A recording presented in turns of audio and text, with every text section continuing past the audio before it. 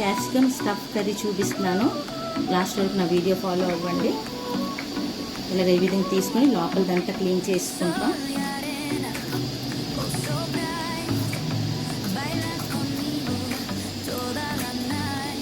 విధంగా లోపలదంతా తీసుకుంటాం.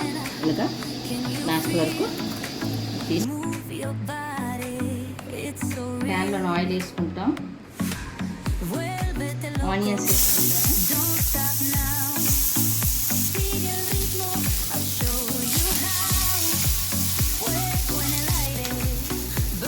ఇప్పుడు ఉడకబెట్టిన దుంపలు ఇలా వేసుకుంటాం.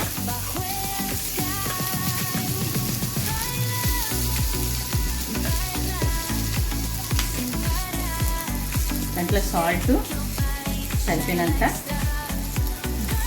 కారం,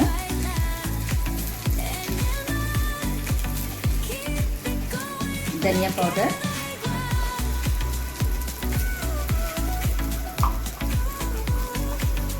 జీరా పౌడర్, చాట్ మసాలా వేసి బాగా ఫ్రై అవ్వాలి.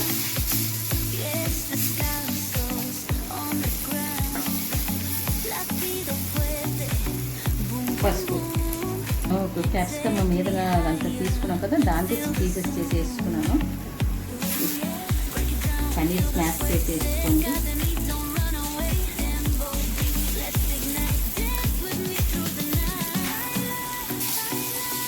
బాగా కలుపుకోవాలి. పచ్చివాసన పోయిన వరకు వేసుకోవాలి. స్టఫ్డ్ మసాలా అంతా ఇందులోనే స్టఫ్ చేసుకుంటాం.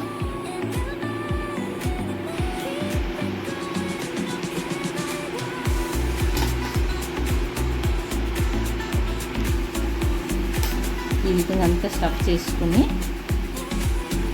ప్రెస్ చేసుకోండి. ఎంత ప్రెస్ అవుతే అంత. ఇది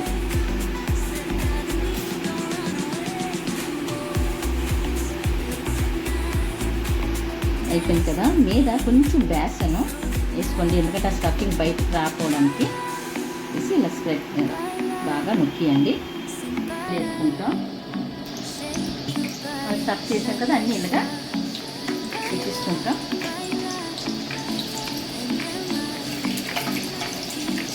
స్లోలోనే మూత ఎక్కిస్తాము. ఇలా మూత ఎత్తి మధ్య మధ్యన అటు ఇటు తిప్పుకోవాలి. ఇలా తిప్పుకోవాలి 4 సైడ్స్ కూడా. క్యాప్సికమ్ స్టఫింగ్ కర్రీస్ ఇగోటి ఈ విధంగా వస్తాయి అంతాను. ఏమి బ్రేక్ కూడా అవ్వు. ఎలా స్టఫింగ్ అలాగే ఉంటుంది.